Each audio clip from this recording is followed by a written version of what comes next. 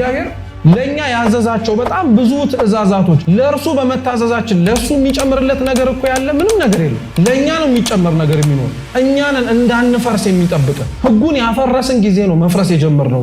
እግዚአብሔርን እኮ በደንብ አድርገን የተላለፍነው ሰውን እንኳን እንደሱ አላለፍነው። ሰውን ስንተላለፍ እንጨነቃለን፣ እንወጠራለን። ምን ይለኝ ይሆን ብለን እናስባለን። እግዚአብሔርን ስንተላለፈው እኮ መሐሪ ነው፣ ቸር ነው፣ እሱ እንደሆነ ምናምን ብለን እንምንሄድ። ለሰው የምንሰጠውን ክብር እንኳን ለእግዚአብሔር መስጠት ይክበደል እንዴ? እግዚአብሔርን ስለራቅነው እኮ ነው በጣም ብዙ ነገራችን እያለን እንደሌለን የምናመሰግንበት ብዙ ምክንያት እያለን የምናማረርበት ጥቂት ነገሮች ፍንትው ብሎ የሚታዩ ለምን መሰላችሁ? ያለማወቃችን ያለመማራችን ውጤት ነው። ሲቀጥልም እግዚአብሔርን የቀረብንበት መንገድ ልክ ስላልሆነ አንዳችንም እግዚአብሔር በህይወታችን እንዲታየን የምንፈልግ ከሆነ እውነት ራሳችንን መካድ አለብን። ኃጢአት ክፋቱ ምን መሰላችሁ? ራሳችንን እንዳንክድ ያደርገናል። የኃጢአት ትልቁ ድክመቱ እኛ ላይ ያላት ጾር ራሳችንን እንዳናይ ታደርገናለች። ሌላውን በማየት ውስጥ ሌላውን በመመልከት ውስጥ ራሳችንን እንድንረሳ ታደርገናለች። ኃጢአት ስንሰራ በጣም በብዙ ምጽዋት ማጥፋት የምንፈልግ ሰዎች አለ፣ ንስሐም ሳንገባ ማለት። ይሄ ለነገሩ አልቋል ጉዳዩ ይሄንን አቁሜዋለሁ ምናምን ብሎ ለራሱ በራሱ ይጸድቃል። ህጉን መተላለፍ የጀመረን ጊዜ ነው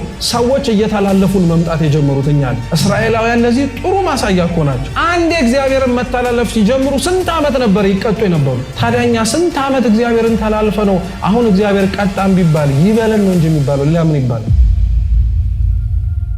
ዮሐንስ በቤተ ክርስቲያን ውስጥ ያለው ቦታ፣ ዮሐንስ በቤተ ክርስቲያን ውስጥ የሚሰጠው አገልግሎት ዘመን ተሻጋሪ የሆነ አገልግሎት ነው። ቅዱሳን በቤተ ክርስቲያን ውስጥ 3 ጊዜ ወይም በ3 አይነት መንገድ ክብራቸው ይገለጣል። አንደኛው የቅዱሳን ክብር የሚገለጠው ባሉበት በህይወት በዚህ ዘመን በሚመላለሱበት ወቅት ላይ ወይም ደግሞ ነፍሳቸው ከስጋቸው ሳትለይ ክብራቸው፣ ዝናቸው፣ ተግዳሮትና ስራቸው በሙሉ የሚታወቅላቸው ቅዱሳን አሉ። ዮሐንስ እንዲህ አይነቱ ጻድቅ ነው። ነፍሱ ከስጋው ሳትለይ ዝናው፣ አገልግሎቱ፣ ስራው ከሩቅ የደረሰ በህዝቡ ብቻ ሳይሆን በአሕዛብም ጭምር የሚታወቅ ጻድቅ ነው። ሁለተኛው ቅዱሳን ስራቸው የሚታወቀው ደግሞ በተለይ ነፍሳቸው ከስጋቸው ከተለየች በኋላ ነው ወይም ካረፉ በኋላ ነው። አብዛኛውን ክብራቸውን እንዲያውም በዚህ ጊዜ ላይ ነው የሚገለጠው። እግዚአብሔር ቅዱሳንን በህይወት ባሉባቸው ጊዜያቶች ላይ ብዙም ክብራቸውን ለሰዎች የማይገልጠው ብዙም ክብራቸውን ለሰዎች የማያሳየው ክብር ሳይኖራቸው ቀርቶ ሳይሆን ክብራቸው የሚገለጥላቸው ቅዱሳንን ፈተና ሊሆንባቸው ከሚችሉ ነገሮችም ጭምር ለመጠበቅ ነው።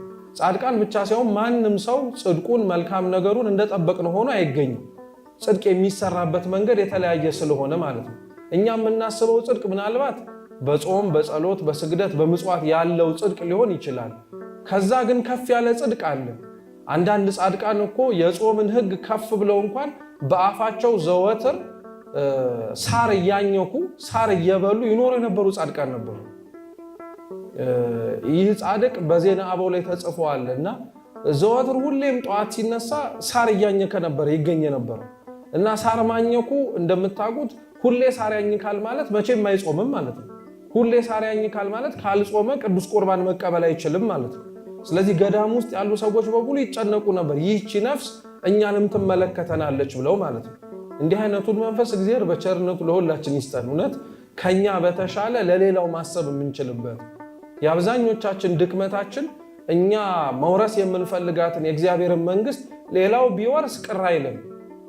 ሌላው ለመውረስ መድከም ያለበትን ድካም ግን እኛ አብረን መድከም አንፈልግም። ምን በወጣን ነው የምንለው። እኚህ ገዳም ውስጥ ያሉት አባቶች ግን የአንድ ነፍስ መጥፋት እግዚአብሔርን ካሳሰበው በአምሳያው የተፈጠርን እኛም የአንድ ነፍስ መጥፋት ወደ ቅዱስ ቁርባን አለመቅረብ ሊያሳስብን ያስፈልጋልና ብለው እኚህን ጻድቅ ቢሏቸው ቢሰሯቸው እምቢ ሲላቸው እጅ እግራቸውን አስረዋቸው ቢያንስ አንዲት ቀን ሳር ሳትበላ ይንጋና ቅዱስ ቁርባን ተቀበል፣ ከዛ ወደ ሳር መብላትህ ትወርዳለህ አሉት። እምቢ አለ፣ አሻፈረኝ አለ። በግድም ቢሆን አሰሩት።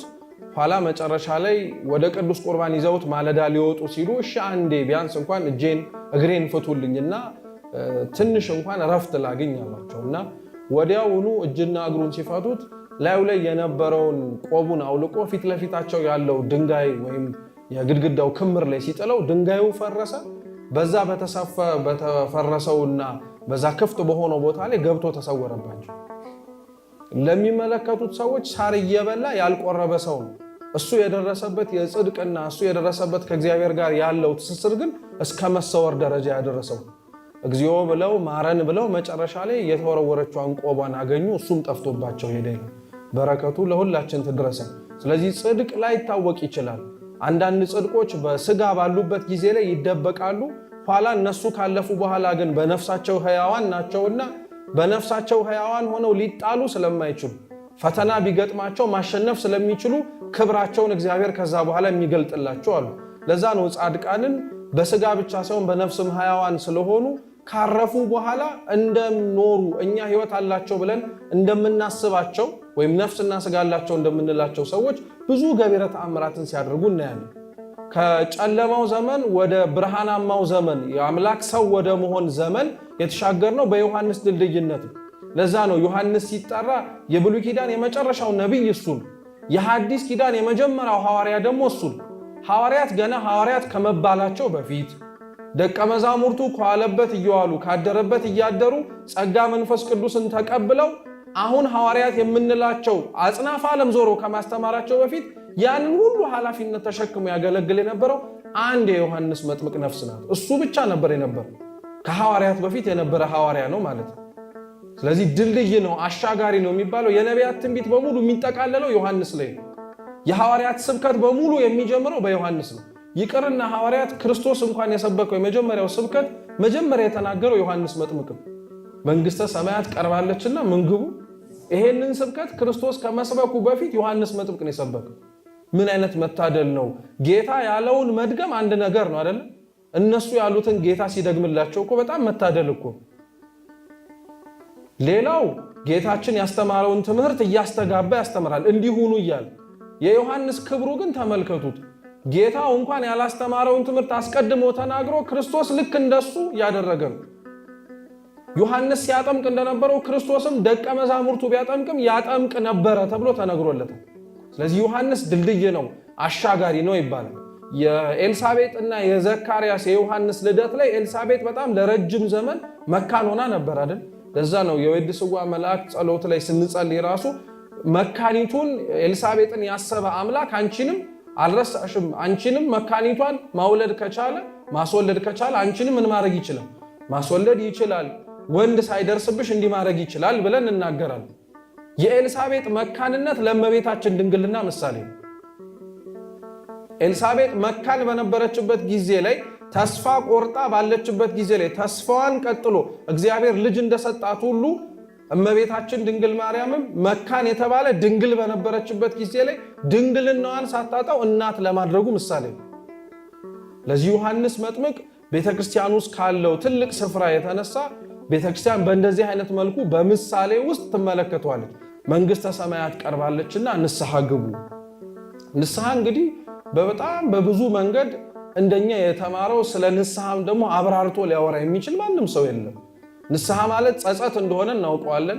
ንስሐ ማለት እግዚአብሔርን ማረኝ ብሎ ስላጠፉት ጥፋት ይቅርታን መጠየቅ እንደሆነ እናውቀዋለን። ስንቶቻችን ግን ከልባችን ሆነን ያንን መጸጸትንና ማረኝ ብለን ወደ እግዚአብሔር ፊት መመለስን እንዳደረግነው ግን ራሳችንን እንጠይቃለን።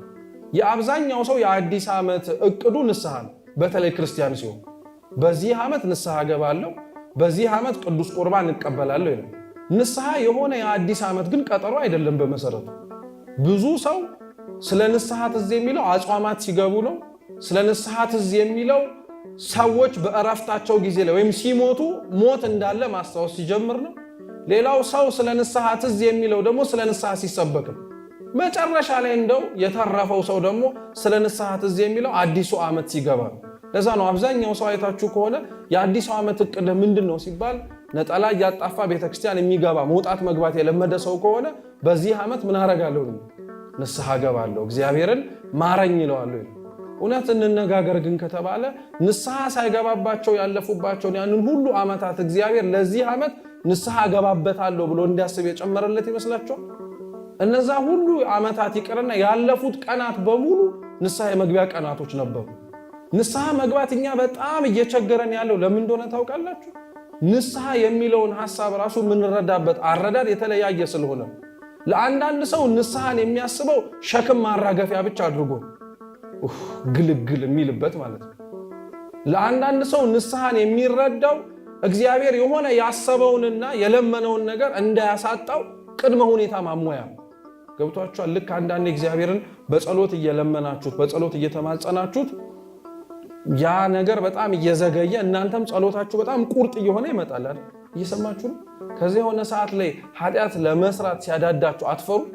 ኃጢአቱን ግን የምትፈሩት እግዚአብሔርን ፈርታችሁት ሲሆን የለመናችሁት ነገር እንዳያሳጣችሁ። አሁን እንዲህ አይነት ሪሌሽንሺፕ ግንኙነት ከእግዚአብሔር ጋር እከክልኝ ኃጢአት የማልሰራው አንተ የለመንኩን ምን እንድታረግልኝ እንድሰጥህ ነው እንጂ ኃጢአት መስራት አለመስራት አሳስቦኝ አይደል? ብሰራ እና ያቺ ነገር ባትሆን የምናስበው ምን ብለን ያ ነገር ያልሆነው እግዚአብሔር ሳይፈቅድ ቀርቶ ሳይሆን ምን ስለሰራው ነው ልንል። ለአብዛኞቹ ደግሞ ለተወሰኑትም ንስሐ እንደዚህ አይነት አስተሳሰብ ሆኖብን እስራኤላውያን በነበሩበት ወቅት ላይ ዮሐንስ ስለ ንስሐ ያስተምርበት የነበረበት ወቅት ምቹ አልነበረም። እስራኤላውያን በሮም ቀኝ ግዛት የነበሩበት ነው። ቀረጥ የሚሰበስቡት ሰዎች ከሚሰበስቡት በላይ እየወሰዱ የሚሰረቁበት ጊዜ ላይ ነው። ብዙዎች እየተባረሩ ከቤታቸው የሚወጡበት ግዞት የሚወርዱበት ነው። ስታስቡት ዮሐንስ ወጥቶ አንድ ምድረ በዳ ላይ የሚያወራው መንግስተ ሰማያት ቀርባለችና ንስሐ ግቡ የሚለው ስብከት ምቹ ሆነ ስብከት ይመስላችኋል? አይሆንም እኮ ሰው ይሄ ሁሉ ጫና ባለበት ጊዜ ላይ የምን ንስሐ ነው የሚያስብል። እንዲያውም እዚሁ መነሻ ርዕስ ያደረግንበት የማቴዎስ ወንጌል ምዕራፍ 3 ላይ ወረድ ብላችሁ ስታነቡ አስቀድሞ ነብየ ልዑል ኢሳይያስ ስለ ዮሐንስ መጥምቅ የተናገረው ስብከት አለ፣ ወይም ደግሞ ቃለ ትንቢት ማለት ነው። እና ዮሐንስ መጥምቅን ነብዩ ኢሳይያስ በምድረ በዳ የሚጮህ ድምጽ ይሏል። እስኪ ምድረ በዳ በሉ። ምድረ በዳ ምን አይነት ቦታ ነው? ሰው የሌለበት፣ ውሃ የሌለበት፣ ፀሐዩ የበረታበት፣ ልጠለል ብላችሁ ብትፈልጉ የምትጠለሉበት ዛፍ የሌለበት በጣም የሚያስጨንቅ ሰው ሊኖርበት ምቹ ያልሆነ ቦታ ነው አይደል? ዮሐንስ የሚጮኸው የትኛው ቦታ ነው? ምድረ በዳ። የማይሰማው ሰው ባለበት ጊዜ ላይ የሚጮህ ሰባኪ ነው።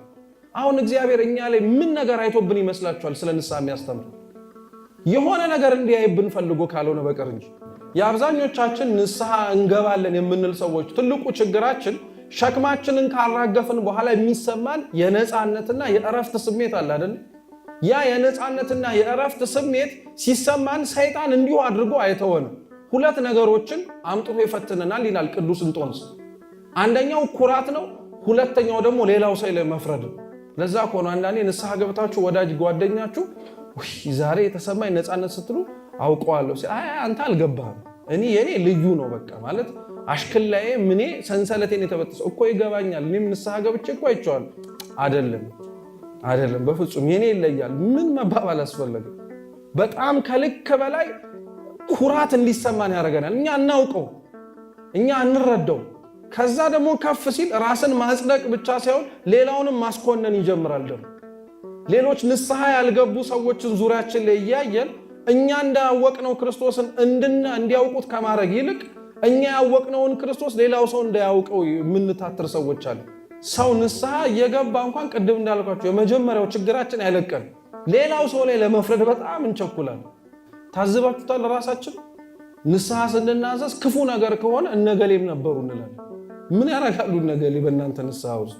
የራሳቸውን ይግቡ እንጂ። እኛ ግን ቢያንስ እነገሌ ነበሩ ሲባል የነፍስ አባታችን አይ በዛ በላችሁ ከሰራችሁትስ ጥሩ ነው እንዲሉ ነው። በጣም እኮ ነው የምናሳዝነው። ይሄንን ዓለም 12 ሆነው ነበረ እነሱ ጨው ሆኖ አልጫውን ያጣፈቱት።